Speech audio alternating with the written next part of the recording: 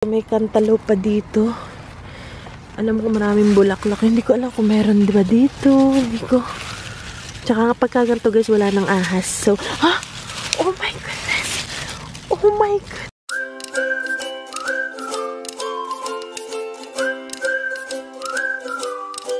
Hello guys. So, magandang umaga. So, ngayon, tinatamad ako magluto. So, hotdog na lang muna. Ito. Pinakuluan ko lang. Finris ko yan. Kasi marami akong binili last month. And, mabubulok. Yung ano, madali siyang mapanis. So, ang ginagawa ko is, inaano ko lang siya. About 2 balot yung binili ko. So, hindi man masyado kumakain ng hotdog yung mga bata. Minsan lang pag napapaibig. So, last month pa yun or a month and a half na yun sa freezer. So, yung isa niluto nung time na yun. Tapos, inilagay ko sa freezer yung isa. Tapos si mami, kahapon nagluto ako spaghetti. Eh, medyo lobat kahapon si mother. So, ayaw niya. Inaalo ko siya. So, ngayon, gusto niya. So, yung tira kahapon, niinit ko. Tapos, magluluto pa ako ng konti pa. Dahil marami pang sauce. Pero yung spaghetti, wala na ito. Magluluto ako. Dahil bumalik na si mother kung luto na raw. Babalik daw siya mamaya. Para pick upin. So, ngayon, marami guys sa inyo yung nagtatanong ba't hindi na nakikita masyado sa vlog, si mother, si father. Nakikita nyo naman pag pupunta ako doon, mag-haul tayo ng groceries, mga ganan. Pati yung mga bata.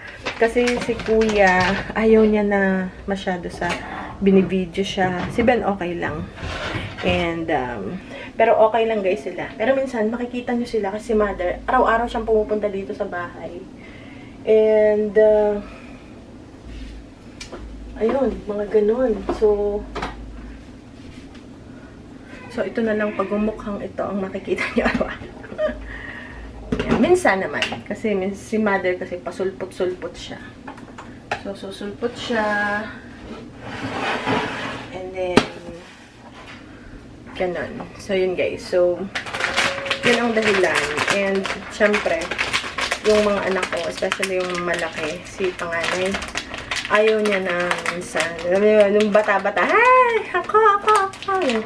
Pag lumalaki na pala yung mga bata, ayaw na nila. Gusto nila ng sarili nilang pribadong, alam niyo na, buhay. So, ibigay natin yun. Minsan naman sumasama siya. Minsan gusto niya. Minsan, so. Alright, well, anyway, so magluluto tayo para kay mother. Kasi nagpapaluto na siya. And, gawin natin. Gusto niya yung spaghetti. Yun lang yung mga kinakain ni mother. So, ngayon, may natirang adobo ng isang araw. Inubos niya na. Nilagay niya na. Sinoli niya na tong lalagyan. So, ubos na yung adobo. Ganun lang. Kung ano yung gusto niya, very pihikan. Adobo. Pag nag-spaghetti ako, gusto niya spaghetti. Tapos, Hawaiian bread. Nilaga na sinigang. Yun, mga ganun lang, guys. Sobrang simple lang talaga. Na pagkain. Wala masyadong kumbaga requirements na gaya dati. Parang nasanay na kasi dati parang na-spoiled ko, di ba? Si madam. Anong gusto niyo? Sige. Sige lang, anong gusto niyo?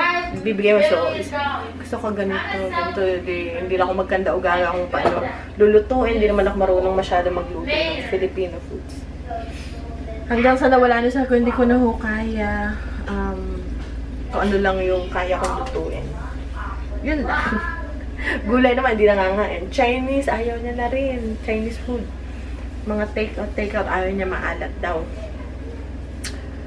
Minsan, nagka-crave ng Chinese food, magpapabili. Ganun lang. So, okay lang sila, guys. Okay naman sila. And si father, wala nang appointment. Di ba dati, daming appointment sa doktor. Tapos, ano pa nga? Daming appointment sa doktor, sa sugat. Nagkasugat kasi guys si father. Gumaling na. And, yun din, nung ang dami rin na, ay, ba't mo tinatakpan ang sugat? Guys, yung, dito po sa Amerika, tatakpan mo talaga ang sugat. Kasi hindi siya pwedeng open yung sugat. Dahil magkakabakterya siya. So, dito talaga tinatakpan and gumaling yung kay father with the, ano yun, yung pinupuntahan natin na na doctor dati. Di ba nakikita niyo kami? Ano yun? Wound doctor yun. Talagang expert. Siya yung pinakamagaling dito sa lugar namin. Kasi meron kami pinuntahan na 4 na mga doktor. Hindi niya mapagaling yung sugat. Hindi, parang, hindi ganun ka-expert yung iba. With this doctor... Mama, is that ready? Ay, iya, nagpapaluto si Ben ng kanin. Oo. Yeah. Anong pinapaluto ko doon? Hotdog and what? Anong request mo doon? And rice and ketchup. Yun. So yun guys, talagang wound doctor yun. So, dapat pala ang sugat talaga. May takip, pero may gamot. May gamot na nilalagay. Tsaka, super advanced nung kanyang yung kanyang ano sa kanya. Wow, yeah. Okay, baba. Wait lang. Gutom na ang baby. Gutom na. But the rice, I'm still cooking it a little bit, ha? But it's almost ready. So, ilan ang, how many, One hot dog. one only? One only? I want the rice. Yeah. The rice, I think it's ready. Cut? Chop-chopin natin? Yeah. Yes, please. Please. Okay. Tapos yung hotdog, may hiwa-hiwa yung para sa Pinas. Tapos nilalaga ko lang yan, guys. Nilalaga ko lang siya. Nilalaga ko lang siya. Yan. Gusto niya chop-chop. Hindi niya kailangan ng oil. Tapos, para medyo ano pa siya, yung wag nang lutuin masyado. Basta pag kumulo, patayin niyo na. Para ano pa siya, yung mabilog. Hindi yung tuyo, kasi natutuyo siya, tapos ang tigas. So, nawawala yung dry. Yung kakabilaok.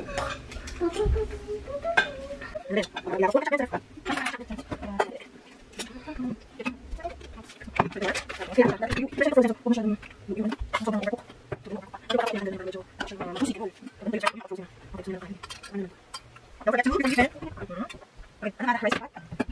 And then, okay.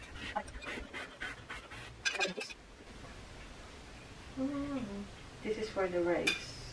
Okay. Thank you. Welcome, baby. Okay. So, yun ang dahilan.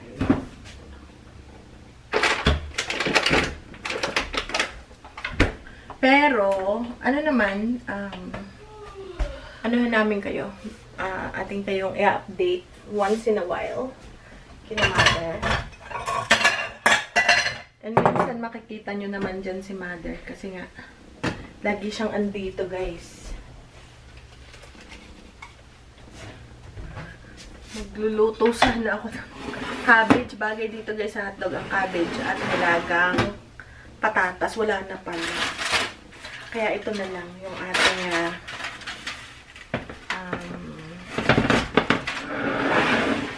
so may tira pa akong casserole, yung tawag to, broccoli, and yun na lang pala ang aking, yun na lang ang aking lulutuin. Iinit, tama, may tira pa.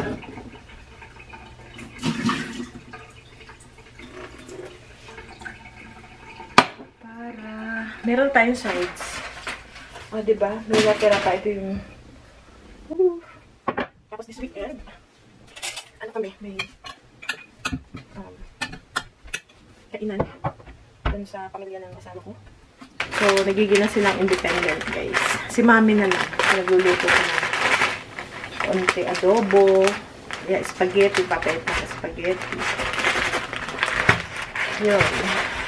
Ano pa? Papabili. Pupunta sa store. Papabili. Hey! More hot dog, please. More hot dog. Yes, please. Yes. Mama, Yes. Oh my goodness. Okay. Good. I'm just, for Lola. This is for... Yeah. Okay. So, I'll just put put the timer.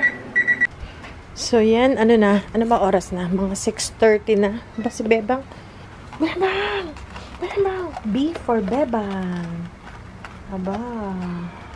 B for Bebang.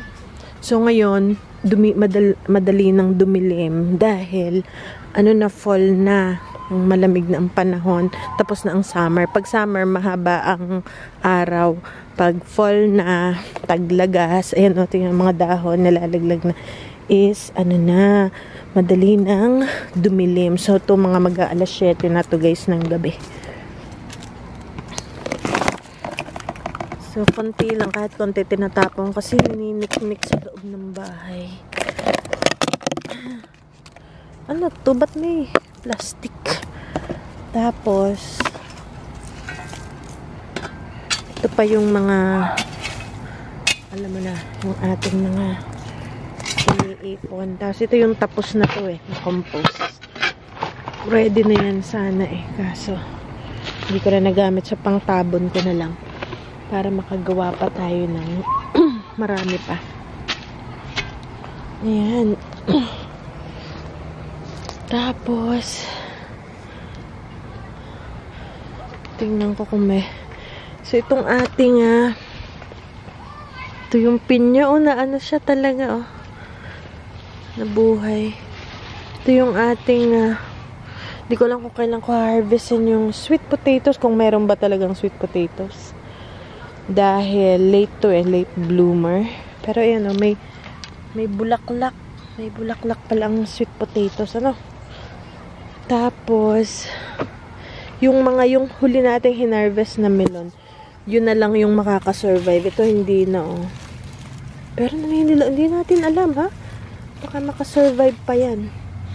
Kasi minsan mainit, minsan malamig, doon nasisira ang mga hala. Ito pa, may isa pang malaki pala dito, guys. So, hopefully makaabot pa to. Tingnan nyo. Ayan, ang laki. Halos kasi ang laki ng hinarvest na. Ayun, meron pa dito for sure. Meron pa rin dyan for sure. Meron pa, may mga bunga pa. Hindi nyo makita kasi natatakpan siya. So, pag tinanggal natin, doon natin makikita kung yung mga bunga ng cantaloupe, meron pa dun. So, hindi natin alam kung ano pang meron dyan. Pwede rin daw yan na kahit nahilaw, gulayin parang papaya. So, ganun na lang gagawin natin para hindi sayang. Kasi sumibol lang yan volunteer. Ito naman ang palaya yan na nasisira na.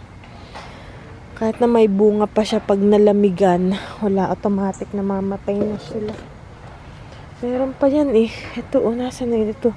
Hindi na to lalaki naluluno na. Malambot. Kasi malamig. May cantaloupe pa dito. Alam ko maraming bulaklak. Hindi ko alam kung meron diba dito. Hindi ko. Tsaka nga pagkaganto guys, wala nang ahas. So, oh my goodness.